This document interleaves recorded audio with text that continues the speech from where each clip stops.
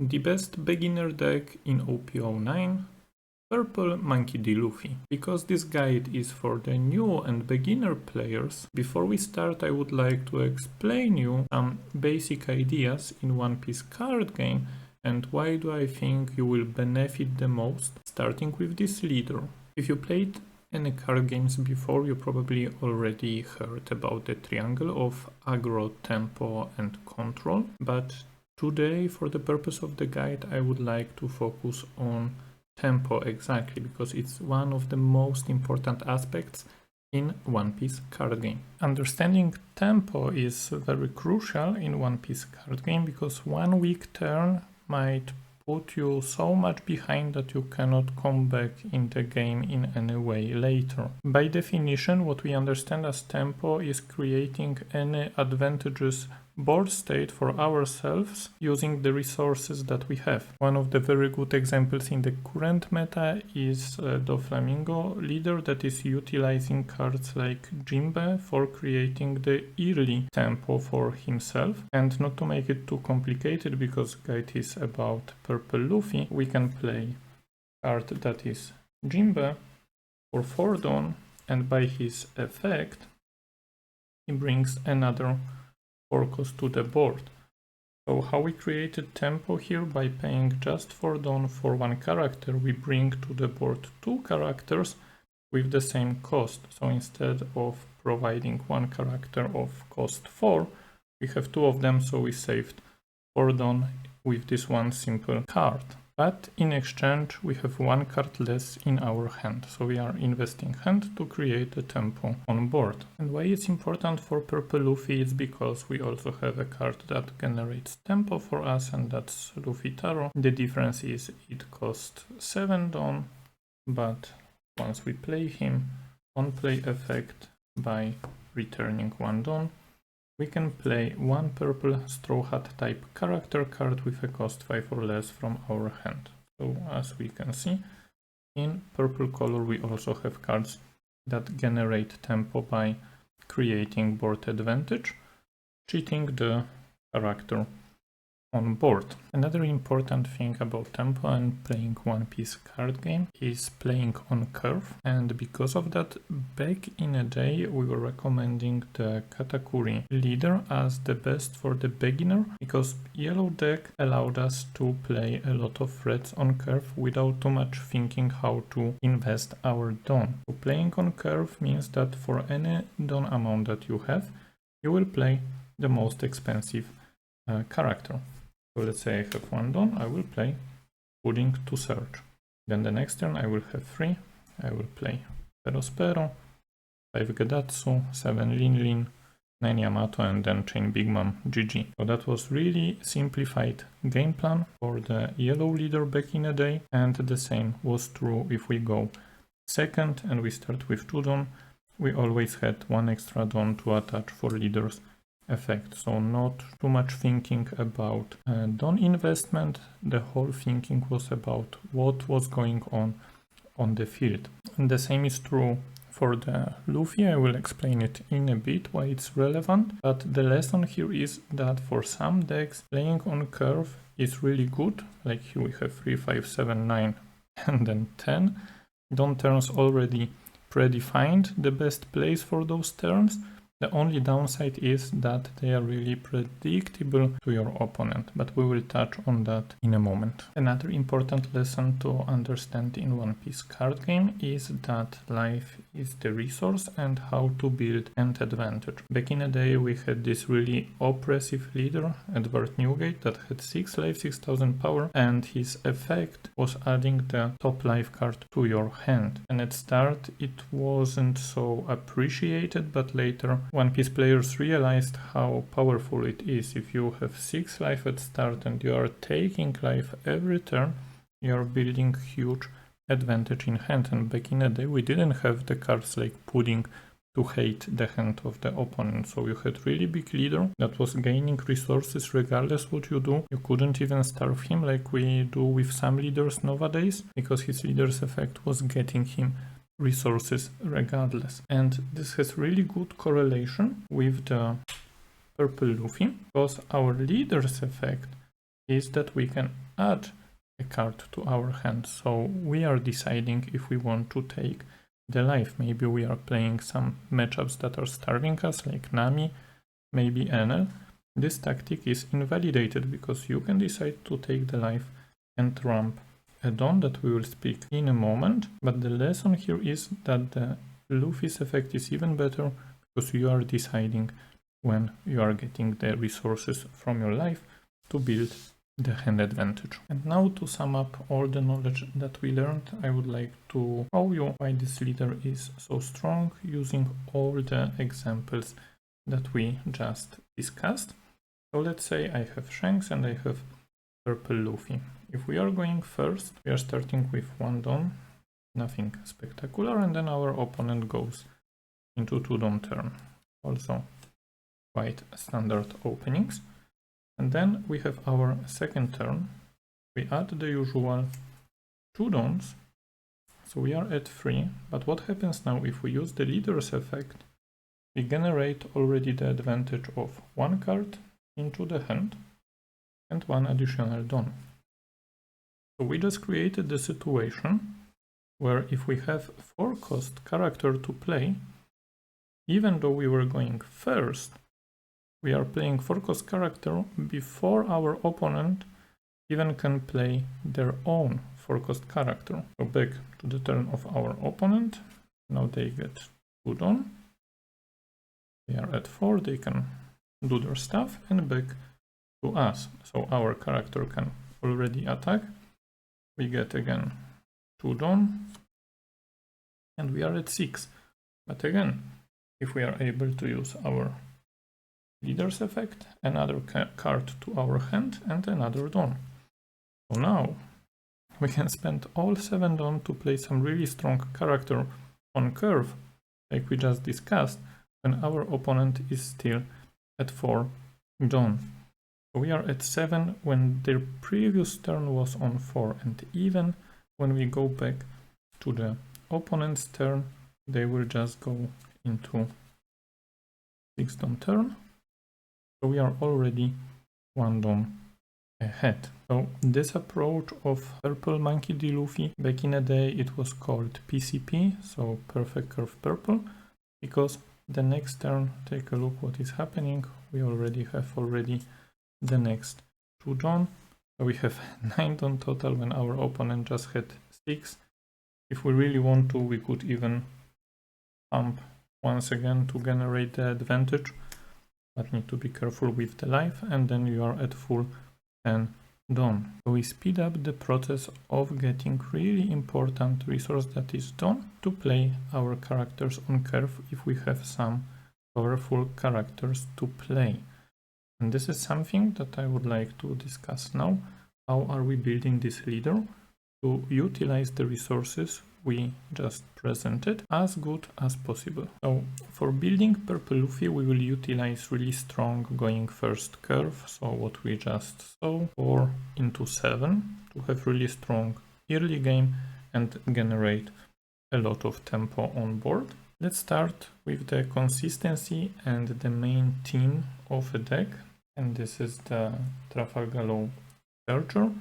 Look at 4 cards from the top of your deck, reveal up to 1 Straw Hat or Hard Pirate's Crew type card with a cost 2 or more and add it to your hand. Then place the rest at the bottom of your deck in any order. So as it's easy to understand already, I think we will be playing Straw Hats, and this piece of consistency added in OP09 made this deck a monster, because we are so consistent with finding our pieces to play on curve that we are unstoppable. And now for the pieces themselves, 4 copies of Zoro Searcher.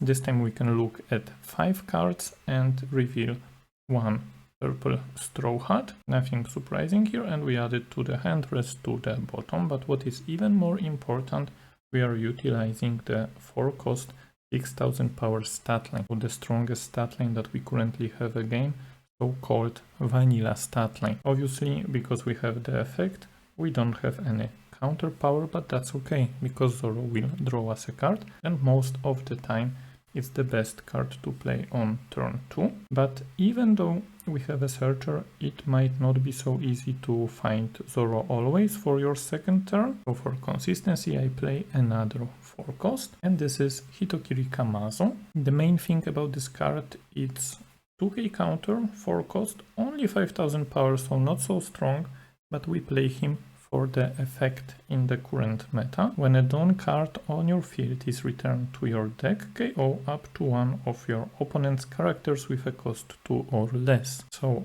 any pesky searchers, maybe Blackbeard from Blue Luffy, maybe babies from BY Luffy, all those 2 cost characters that might be troublesome in the game, you can just KO them if Kamazo is on board. So in such matchups, we most likely gonna to play him. The only downside is that we cannot search for him because he's Supernova, Kid, Pirates and Smile type. So as opposed to Zoro, we cannot find him.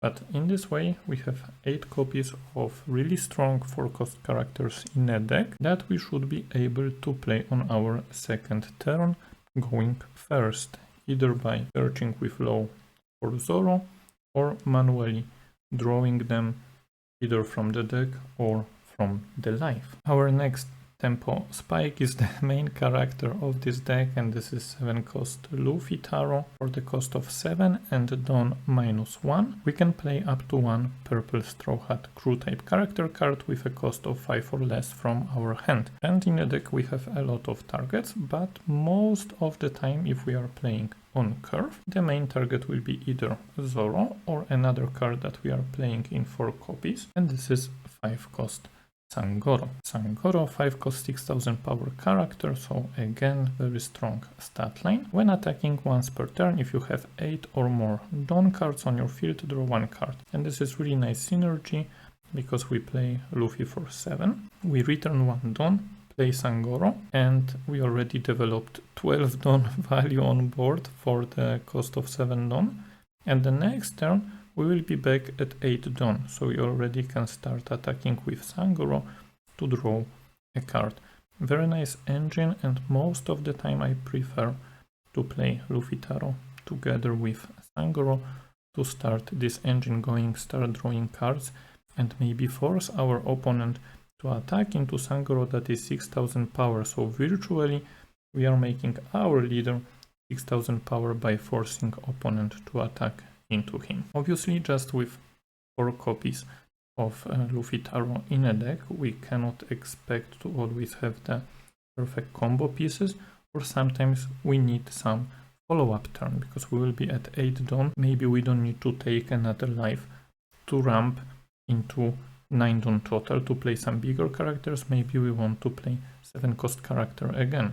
Obviously, if we have multiple Luffy Taros, we can play him again with another combo, but in case we don't have Luffy Taro, we can always play 7 cost Sanji. It's 7 cost 7000 power character. You may return 1 or more Dawn cards from your field to your Dawn decks. This is really important that we return at least 1, but we can return more. It will be relevant later. And this character gains rush during this turn and then rest 1 of your opponent's characters with a cost 6 or less. So sometimes we already have the board built with Zorojuro, Luffy Taro combo with Sangoro, and the next turn maybe we don't want to take our life, maybe it's a little bit risky, then we can always play Sanji, rest something that opponent developed on their board and start attacking into them, because then in total you have 1, 2, 3 for attacks and 5 from the leader, and 1 Dawn open for attachment or any other manipulation, maybe play low again to search for some further pieces. And in total it gives us 6 targets of 7 cost characters, so we should always have something to play on curve. Like we discussed, on curve really strong, 4 cost character first, 7 character later, and then we are going to our boss monsters. I play 2 9 cost Monkey D. Luffy. This is also the new character from the OP09 that is 9 cost 10,000 power. On play you may return again 1 or more Dawn cards from your field, draw 1 card, and this character gains rush during this turn. So very strong if you have a lot of tempo advantage and you can afford, after playing Luffy Taro on 8 on turn to take 1 more life and drop this bad boy down, then you generate a lot of tempo, either to take over opponent's board or just push life, depending on the matchup. But this card is not so good currently into the strongest deck, in my opinion, in the meta, that is Blue Luffy. And for this reason we don't play 4 copies, because we need space for another boss monster. And this is 2 copies of Charlotte Linlin, again 9 cost, 9000 power, so if we really want to we can rush to play her early. Here we return only 1 Dawn and need to trash card from the hand to add up 1 card to the top of the life, so we are healing, but also to put up to 1 of your opponent's characters with a cost 6 or less to the top or bottom of your opponent's life, cards faced up. And this is really relevant into Blue Luffy matchup. For example, they play some counterless cards like 4 cost Boa, 4 cost Weevil, then we can clear them really easy with Linlin. If they are standing, they don't rest the characters, and also heal ourselves. We know that Luffy puts a lot of pressure, so Charlotte Linlin helps us to stabilize the games that are very aggressive and get rid of the threat from the board. Even better if the threat is counterless, because then when you put it at the bottom of the life, they don't get any value when we start pushing the life, because it will be the last card. So most likely we will be going for lethal. So this is the core for the aggressive part. Obviously you can change the 4 cost character for anything that you like better. In my opinion, Kamazo really strong because it's never dead in your hand, 2k counter. The only downside is 5000 power stat line, but we play him, like I said, for the effect. All the other cards I wouldn't touch. The only change that I would do, if you expect a lot of Luffy, maybe even cut Luffy and play 4 copies of the Linlin. But this is more advanced. Just for learning, you can split 2-2 and see what do you like better, what do you use more, depending on the matchups, once you get more experience with the game. I already started talking a little bit about 2k counters. Rule of thumb is that normally you would like to play around 12 2k counters, depending on the build, depending how many blockers do you play. But our life is really important resource that we want to take and not let our opponent to push it, because we are gaining profit with the Dawn. We want to protect the life quite well. So we play a lot of 2k counters. Let me show you the other ones. So we play 4 copies of Usohachi, a card from the starter deck. It's 2k counter, but also really important utility card. If you have 8 or more Dawn cards on your field, rest up to 1 of your opponent characters with a cost of 5 or less. After playing the game for quite some time, you will understand that there are a lot of blockers that are really annoying with the cost of 5. Most of the time, various decks have no problem getting rid of 4 cost characters, especially blockers, but the 5 cost blockers are not so easy to get rid of.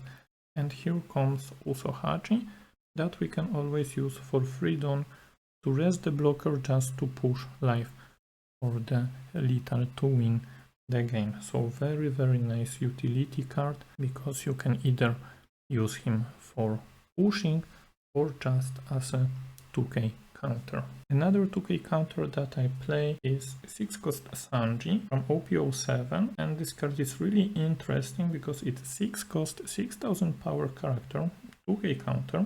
If the number of Dawn cards on your field is at least 2 less than the number of your opponent's field, give this card in your hand -3 cost. It's a blocker. It's Straw Hat, so he is searchable.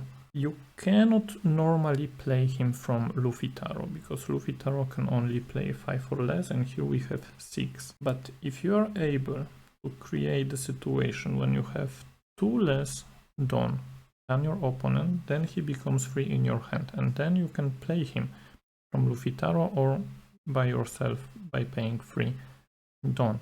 And it's not that often that it will happen, but there is a specific scenario that I have in mind and that I will explain to you in a moment, where this card effect is relevant. Most of the time it's 2k counter or really high cost character to play in the black matchups to make it really hard for your opponent to remove him, and it's still 6000 power stat line. The last 2k counter that I play, it's more of a tech card, and it's Franosuke. 2k counter, 5 cost character, only 4000 power, don't attach 1. If you have 8 or more Dawn cards on your field, this character gains Rush. And this is a deck card mostly for the Blackbeard matchup, because sometimes you will get into the situation that you are missing just one push to finish the Blackbeard. They don't have much cards in hand, they will hide behind 10 cost Blackbeard character, and you need just this extra push.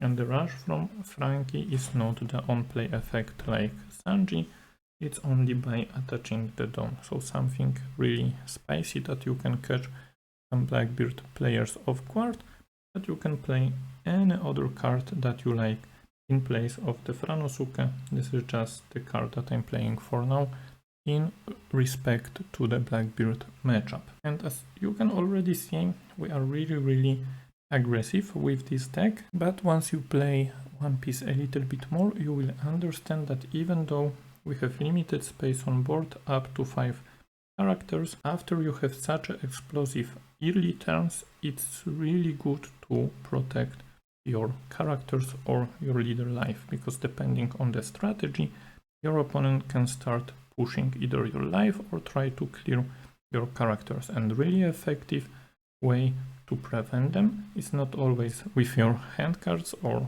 counters, it's by playing blockers. So let me show you some blockers in a deck. 3 copies of Onami, and you might say, oh, it's really expensive blocker, 4 cost for 2000 power blocker, but on play is really crucial. If you have 8 or more Dawn cards on your field, trash 1 card from your hand and draw 2 cards. So card advantage and filtering, really good utility, and because it's 4 cost you can play Onami from Luffy Taro. However, you must be careful of this requirement of 8 Dawns, because it might be that you return Dawn for Luffy Taro's effect and then you play Onami with the 7 Dawns on the field and the effect doesn't go off, and then it might be really annoying. But obviously we can also play her from hand. For example, a Dawn turn you can play 2 Onamis to refill your hand and also protect your board.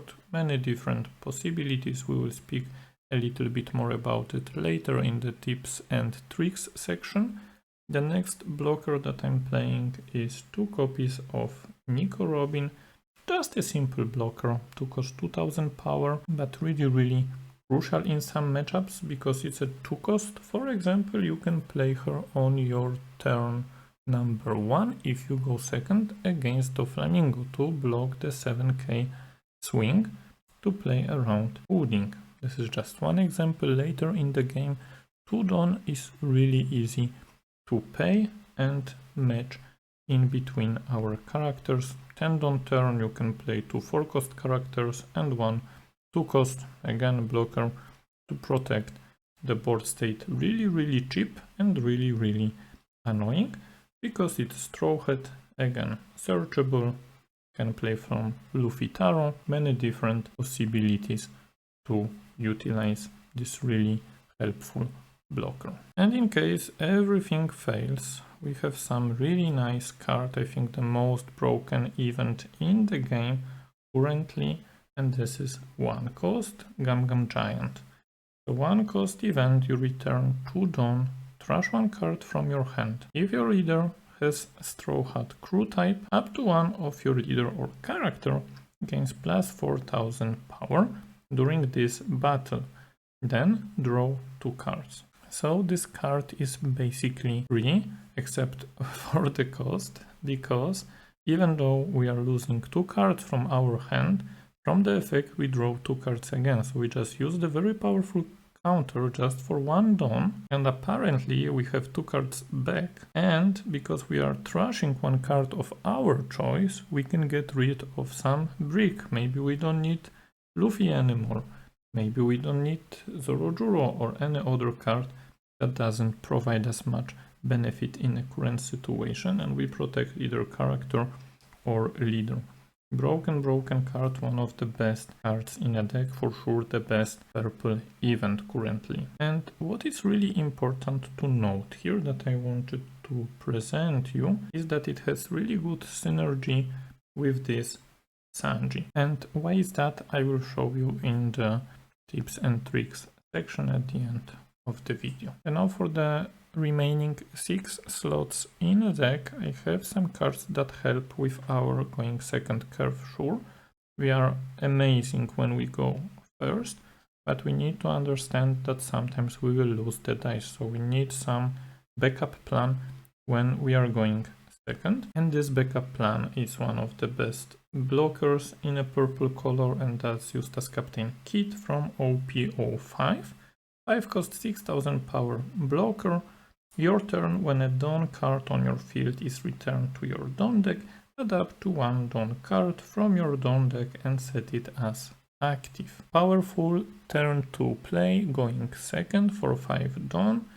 It helps us to slow down the opponent with pushing to our life, and also has a nice synergy with Luffy Taro because of refunding the Dawn. So we don't need to use our leader's effect that much. And another card that I included is also Mr. 2, Bonkley Bantam, one of the best characters in the manga. 4 cost 1000 power, on play add up 1 Dawn from your Dawn deck and set it as active. When attacking, select up to one of your opponent's characters. This character's base power becomes the same as the selected character's power during this turn. So really strong, again going second. I will show you in a moment how can you ramp with the Bonkley to play our powerful 9 cost characters on curve on turn 3. Really powerful strategy. Not always possible because we play only 2 copies, but if we are lucky enough to high roll, going second we can have one of those characters on turn 3 on board. On top of that, really strong character to prevent your opponent from playing the big threats like Gekomoria and so on, because then we can borrow the power of the big character and swing with the Bonkley. So this is the complete list that I recommend to you. The only considerations here that I have is either changing the ratio of the big boss monsters, maybe cut Luffy to play more lean, but for the start you can leave it like it is and get your own opinion on that. And this one, Frankie, can be for example another Bonkley to make going second a little bit better, or just keep Frankie to have this golden bullet into Blackbeard matchup. If you want to build the deck yourself, it's really cool that the Luffy Taro engine you will find in the starter decks, ST18 to be exact, so for sure pick them up.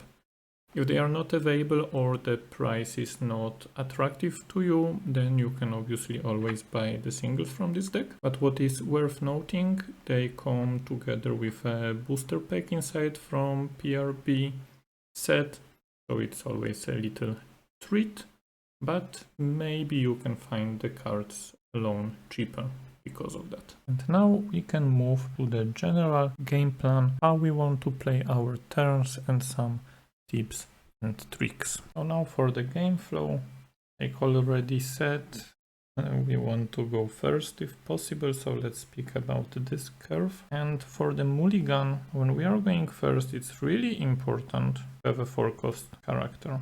And why it's important? We play 8, sure, so we should have one in hand.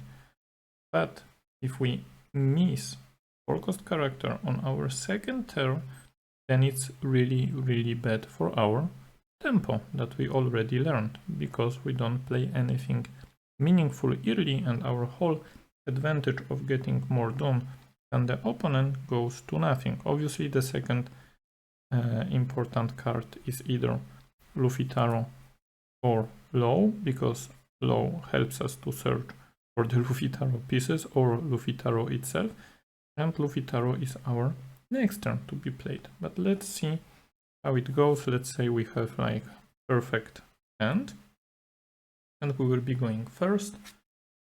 So 1 done. We want to play a searcher or just pass if we don't have a searcher. And with the searcher, we want to find any missing pieces with the Luffy arrow or anything for the future turns. And here, Nami would be, for example, very nice, 1k counter and the blocker for later. And important to remember, just 4 cards from the searcher low. So moving on, our second turn, we will draw a card, get 2 done.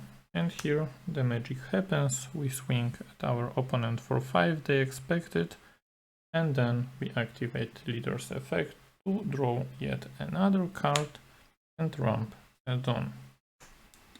So we already had a lot of chances to find our 4-cost character to play on curve. In this example it's Zorojuro, so we pay 4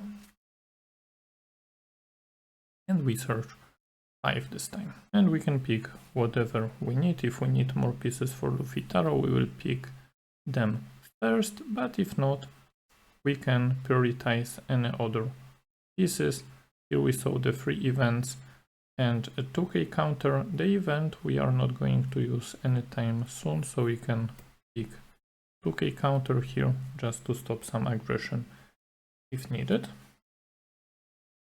Then, depending on your opponent's turn, you either are able to protect the life with 1 card or need to take the life if the hit is too strong, and we refresh into our next turn. We draw, so you see how the advantage is being generated, 2 done, and then again we can start with the stuff that we have on board, either into characters or life, depending on the matchups and the situation on board. And this is something where you start learning, because your curve is so easy to pretend. Obviously it's also the advantage for the opponent, but when you are learning, it's not important. It's important that you will learn where this 5k attack should go, where the 6k attack should go, should I trade with the board, should I attack into life.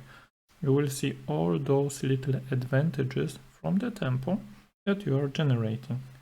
Then we activate the effect the second time, take the card, get that done, and we have our another power spike and the tempo turn that is 7 cost Luffy Taro, exactly 7 done, and most of the time it's the best to play Sangoro here.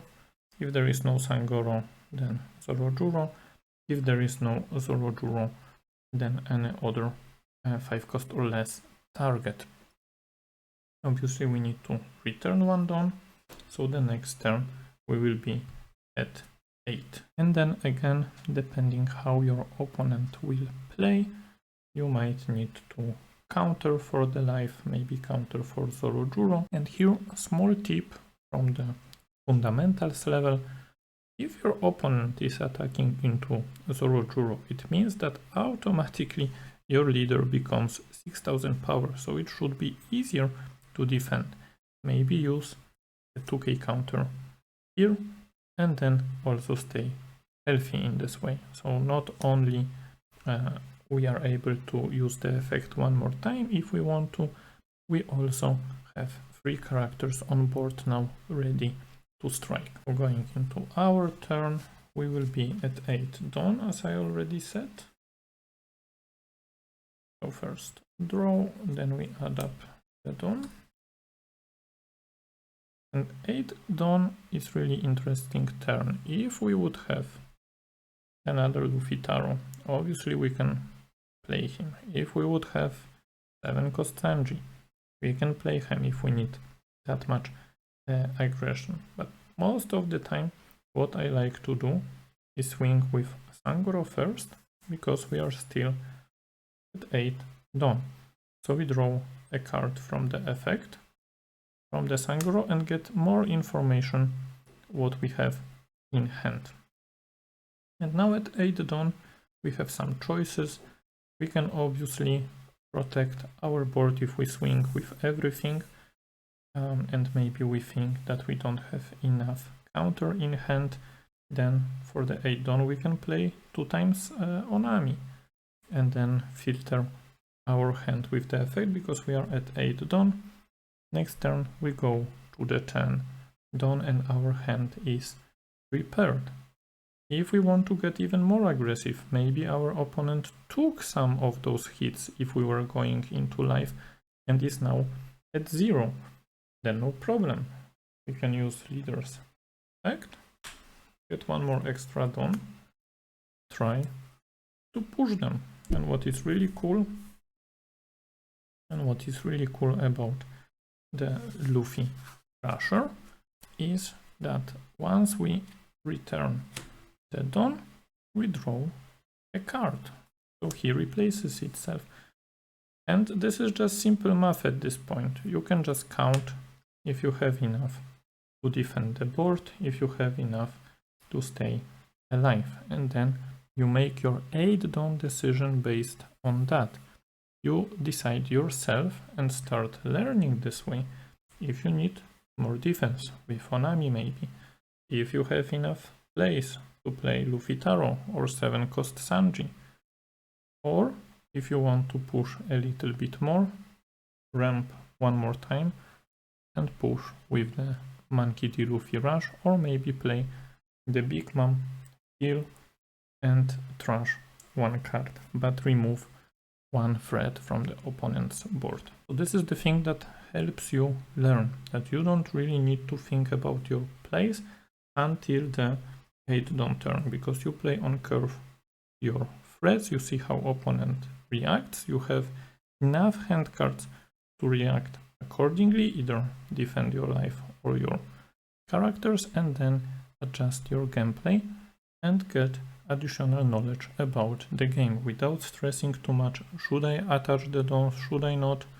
This you can take care later once you get initial knowledge of those little fundamentals.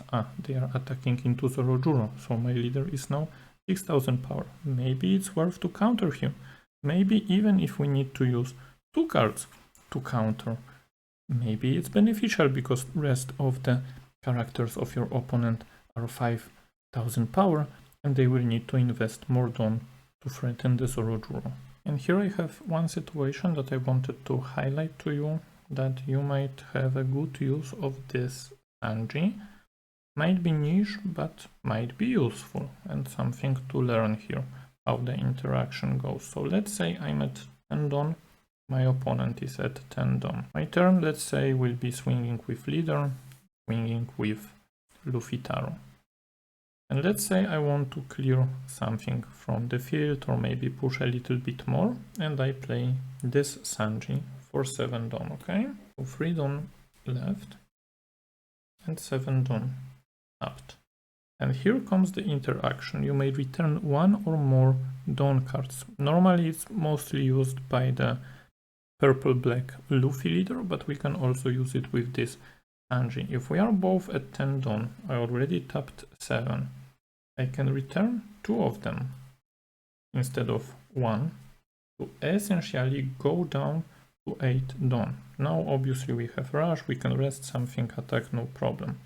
But it would be nice to defend these characters or develop something really strong, and I think for the 3-cost 6000 power character is really strong, and this is the remaining Dawn. So you play your Sanji for 3 Dawn now. Really strong combination. Maybe not going to come up in every game, but something to be mindful also when you play against Purple Luffy. A similar interaction at 10 Dawn we can do with this Luffy in preparation for the next turn. So we play the 9-cost Luffy, 1 Dawn open, 9 tapped, and 1 return, draw a card. Then we attack whatever, doesn't matter. Let's say our opponent wants to attack anything now, or maybe jam into Luffy, doesn't matter. And here we have already 1 Dawn up, we can use Gum Gum Giant. So we pay 1, 1, return 2 Dawn, And the giant requires to trash one card. Let's say we trash this Sanji and draw 2. Okay, very cool. The turn is finished. Go back to our turn. We draw a card and get 2 Dawn.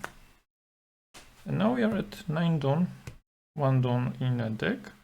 And here we can utilize the Luffy Taro. So we play Luffy Taro for the 7. So we should have 2 Dawn left. And now return the Dawn for the Luffy Taro cost. And apparently we are at 8 Dawn and our Sanji can be played from Luffy Taro's effect because he's 3 cost in our hand. And then the remaining 2 Dawn doesn't matter, you can attach for attacking and so on. The example is, if you think in advance, you can create some more complex play lines with the use of returning the Dawn effects to make Sanji live. And now just short example for going second. Our curve is not so explosive going second, but you need to be prepared how to approach the matchups when you need to go second. So in Mulligan it's good to have either Blocker Kit, it's the most important card, or Bonkley if you have some 9 cost in hand. Also good cards are Nico Robin or Searcher Low and any pieces of Luffy Taro. So our turn progression will be as follows. We go second, so we get a draw, and depending of our matchups, we might need to play Nico Robin. It's especially important in the Doffy matchup because Doffy will be swinging 7k, 7k, 7k, and this is really hand consuming, and we cannot afford to take the life. Why we cannot afford to take the life? Because of the blue pudding card. If we take too much life, and we will be taking life anyway because we want to ramp our Dawn, they will just pudding us and get huge advantage. So it might be smart to play Robin, block with Robin, and save some life cards. Then on the next turn we draw, get 2 Dawn. And one of the popular plays here, obviously we swing with leader, will be to take the life for the leader's effect and get the Dawn. And in this way we can play 5 cost kit. And 5 cost kit is important for many different reasons. First of all, if your opponent is playing also on curve, you have a free block. 5k into 6k is free. In case they want to swing 7 like Doffy for example, you can block 2k. You preserve the life, but that's not all. If he sticks on the board and we go to the next turn, we untap into exactly 7 Dawn. And this is important. Let me rearrange the hand. This is important because for 7 Dawn we play Luffy Taro. We use the effect, play whatever we need to play together with Luffy Taro, and now Kid refunds the Dawn back to 7. And we didn't use any life. We are back to 7 Dawn. We have 1 Dawn active that we can attach for whatever, and the next turn we will be at 9 Dawn already. So if we have a 9 cost character, we can already play it again without using any life for the leader's effect. So we are ramping only once if we are lucky enough to play the kit and kit to stay on board. Another example that I have for you might be really useful if you play against the decks like for example Shanks, where you want to play the big drops as soon as possible. And how to do that? On 4 Dawn turn, so your turn 2 going second, you can play Bonkley. Bonkley is important because, okay, for 4 we are getting Dawn, so we are already at 5. if we ramp with our leader's effect, it was the life, we are at 4 life, we get another. And here we can swing 7, so play around Shanks' Haki. Even if they reduce to 6000 power, they need to use 2k from hand. But what is even more important, once we untap, doesn't matter if Bonkley stays on board or not. Let's draw.